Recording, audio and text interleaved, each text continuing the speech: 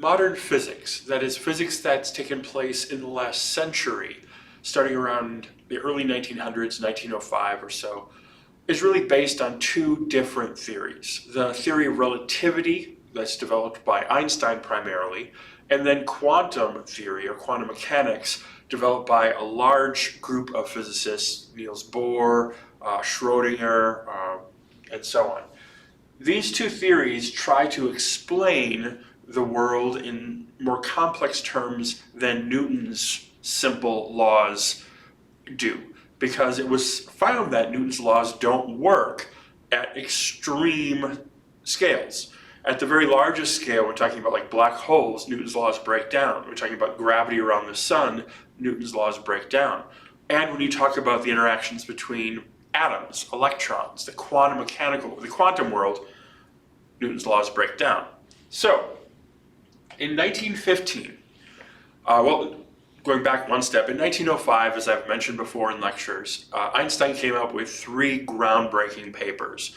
Einstein in 1905 proved that atoms existed by studying Brownian motion. He showed that photons acted both as waves and particles in his paper on the photoelectric effect, and he proposed the theory of special relativity in 1905. This theory of special relativity talked about how objects behave in inertial reference frames. That means not accelerating reference frames. And from that, we studied a chapter on special relativity talking about time dilation and length contraction and so on.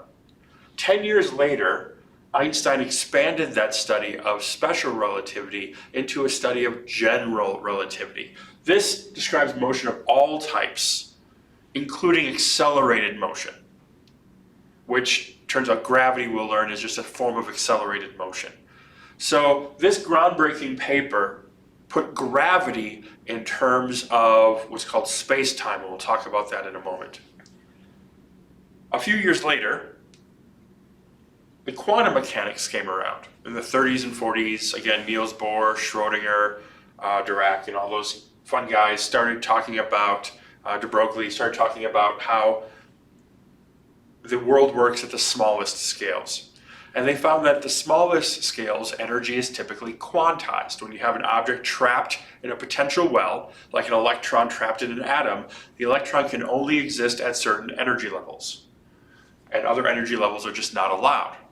So for objects like a planet trapped in the sun's potential gravity well, gravitational potential energy, quantum mechanics suggests that that energy should be quantized, or at least at the smallest scales. An electron trapped in Earth's gravity well, that energy should be quantized. General relativity says that it isn't. So these two theories disagree on the smallest scales. The idea of gravity as described by general relativity and gravity as described by quantum mechanics are not the same.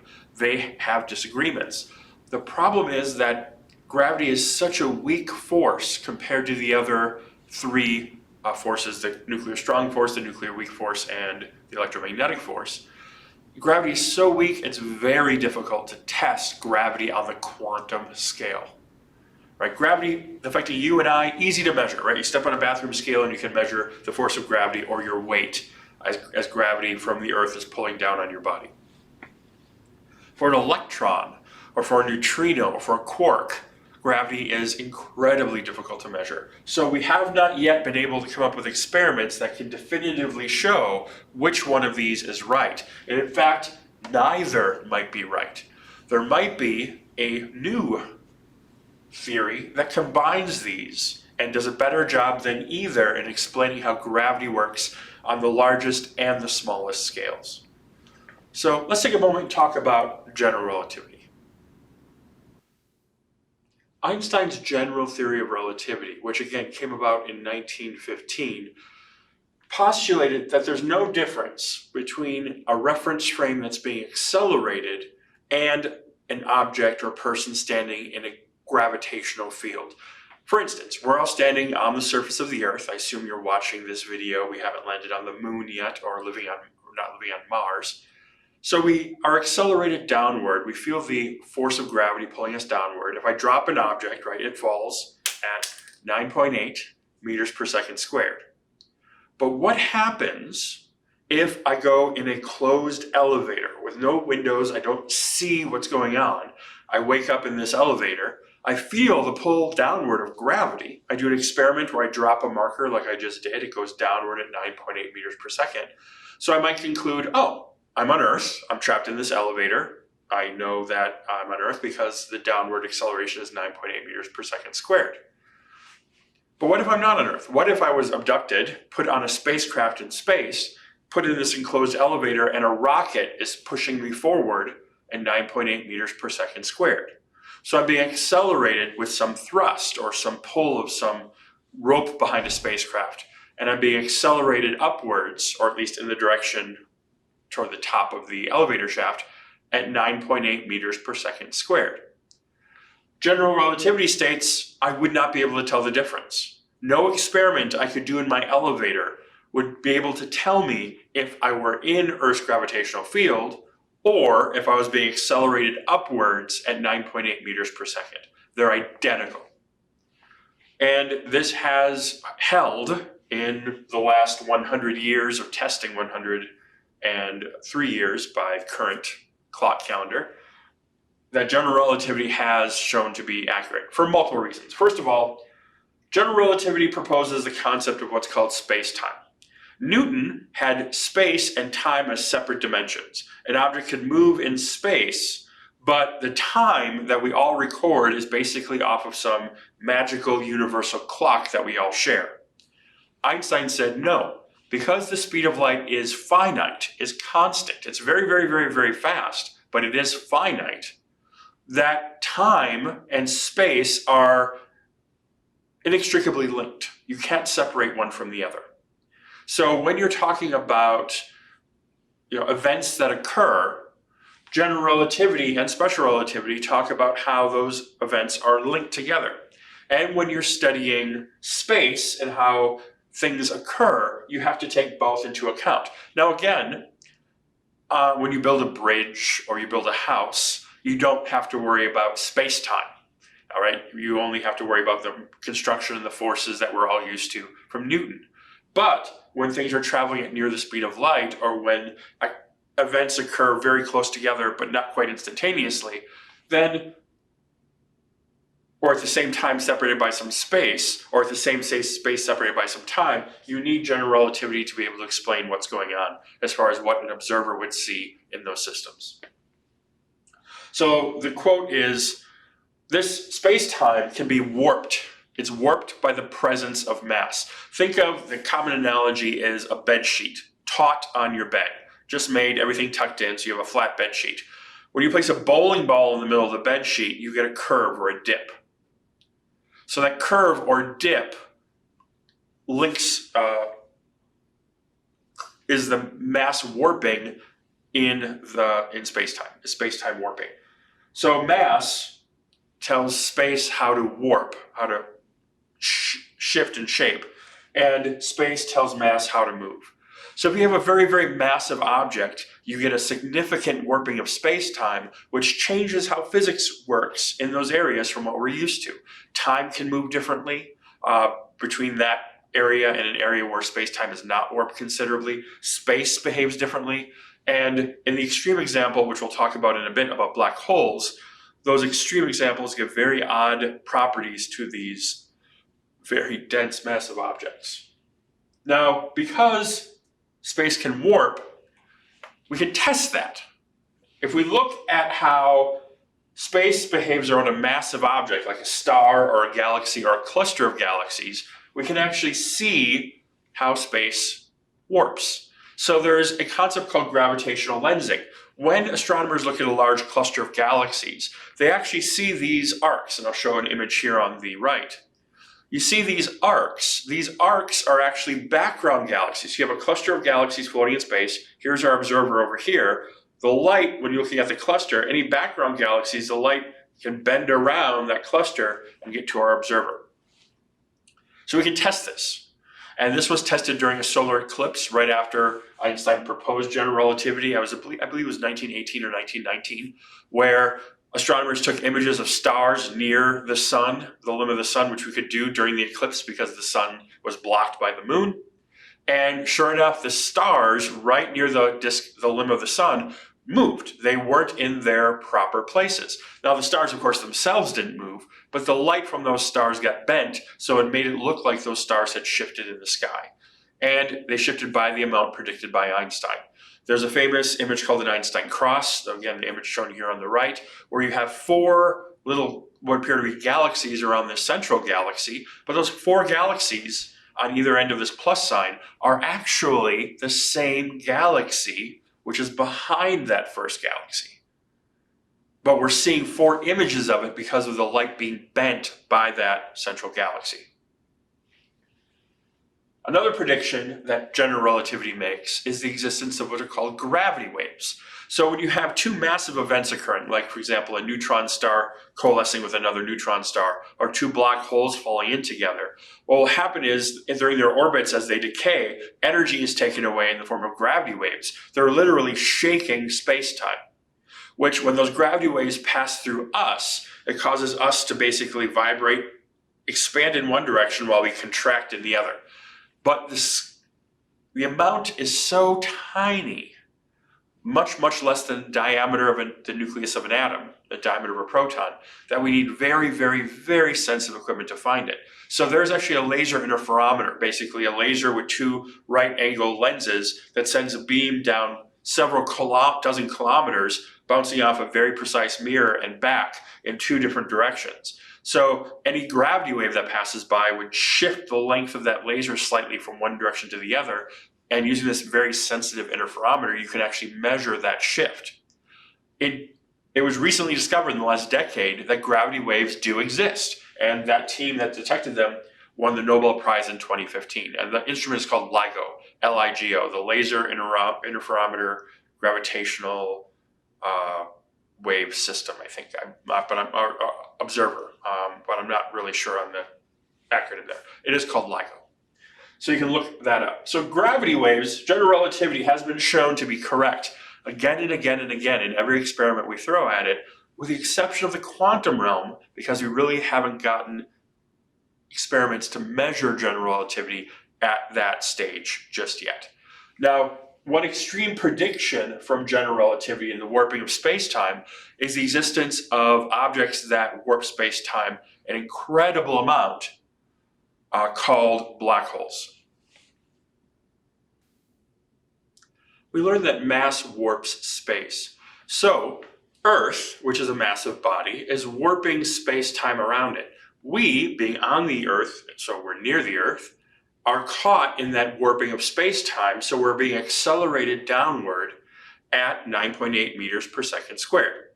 If Earth were more massive, then the force of gravity would be larger. If Earth were less massive, then the force of gravity would be weaker. Now, we can escape Earth's gravity well. We can escape this warping of space-time around the Earth if we build a rocket that can escape out of Earth's gravity. And we talked about that when we talked about gravity last semester. Earth's gravitational pull requires a rocket that can go about 11 kilometers per second. So if you get in a rocket and launch upwards at 11 kilometers per second, you can actually fly away from the Earth, never to return. What happens if we add mass to the Earth?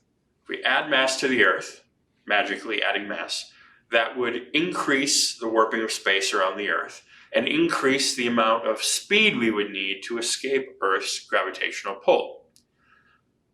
Well, if we keep on adding mass and keep on adding mass, eventually the escape velocity off of the Earth would actually be greater than the speed of light.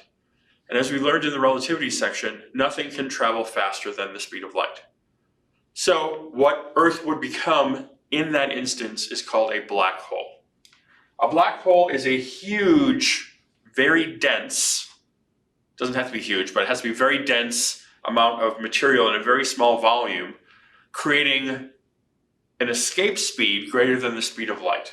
So light can't even escape. If you have a glowing star and that star gets crushed into a black hole, it would still glow, it would still be hot. In fact, even hotter because it's crushed into a smaller area, but none of that light and none of that heat could escape. So effectively a black hole would be cold. It would appear cold to us because all that energy is trapped. Anything that passes beyond what's called the black hole's event horizon is effectively trapped in that black hole. So to calculate what the size of an event horizon would be, we use the following equation. The radius of the event horizon, it's often called the Schwarzschild radius, is equal to 2 times capital G, where capital G is Newton's universal law of gravity constant, 6.67 times 10 to the minus 11 newtons meter squared over kilogram squared. The mass of the black hole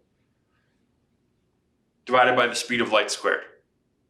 Now, it's a popular misconception that if we had a black hole, let's imagine we replace the sun with a black hole of equal mass. Earth, going around in orbit around the sun, wouldn't even notice. We wouldn't get sunlight anymore, of course, because all the light would be trapped in the black hole, but Earth's orbit would stay the same. It's being pulled on by a one solar mass object, so it behaves as it does right now. Black holes only become dangerous when you get very, very close to them. And again, that Schwarzschild radius tells you that limit on how close you can get and still potentially get away. Once you pass within that Schwarzschild radius, you're effectively gone. Now, astronomers believe that at the centers of galaxies, like our Milky Way galaxy, there is a massive, or rather supermassive, black hole. A black hole millions of times more powerful than more massive than the sun, or some are even billions of times more massive than the sun. So those reside inside the center of our galaxy. Now, if you calculate what the Schwarzschild radius is for that, turns out it's on the scale of about our solar system. So if an object, a star, gets a little too close to that massive black hole, it gets ripped apart by tidal forces and the material basically swirls in like water going down a bathtub drain. When a supermassive black hole is feeding in that instance, when matter is accreting onto the black hole, it can emit huge amounts of energy in a very small space. So you have a space the size of our solar system emitting more energy than the entire collection of stars in our galaxy can do. So it's an incredibly powerful source in a very small space, and these are called quasars. Now, our galaxy does not have a quasar in its center. Our black hole is rather docile right now, but there are, in looking out into space, there are many galaxies with these quasars in the center. Not a majority, it's a minority of galaxies, but many galaxies, especially in the ancient past, have these quasars. These are actively feeding supermassive black holes. How did those supermassive black holes get there? Astronomers don't know. Did they form before the galaxy, or did they form after the galaxy, or did they form at the same time as their parent galaxy? Astronomers don't know. So still a lot of interesting questions about these massive, powerful objects. However, even black holes, when you fall into a black hole, I say that you're trapped. In reality, matter can very, very, very slowly leave a black hole through a process called Hawking radiation. Stephen Hawking proposed that the universe is teeming with virtual particles, and we talked about those earlier, where the universe can have nothing pop into existence, a positron and an electron, and then those combine into nothing, and as long as that's done in a short enough period of time, the universe doesn't care. However, what if that happens near the edge of a black hole? You pop into existence in a positron and an electron. Let's say the positron falls into the black hole. It's gone forever. It can't recombine with the electron and disappear. So now you have an electron that isn't going anywhere, and you violated Heisenberg's uncertainty principle. You violated it because that energy has to disappear within a certain amount of time, or the universe takes notice. So fine, you have this electron here, the universe takes notice. What's the big deal?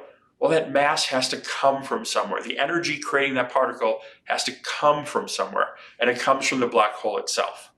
So very slowly with time, through these pair productions and one being annihilated into the black hole has to lose mass to support the existence of these particles that are no longer disappearing. Very, very slowly. A black hole the size of an atom might disappear in a few seconds. A black hole the size of the one in the middle of our galaxy will take trillion years potentially. 10 to the 50 years, 10 to the 60 years, depending on how big the black hole is. I don't have the exact numbers, but it's quite large. So that's one of Hawking's contributions to physics. You probably have heard of Stephen Hawking. He's a very famous physicist, recently passed away. He did a lot of work with relativity and with black holes.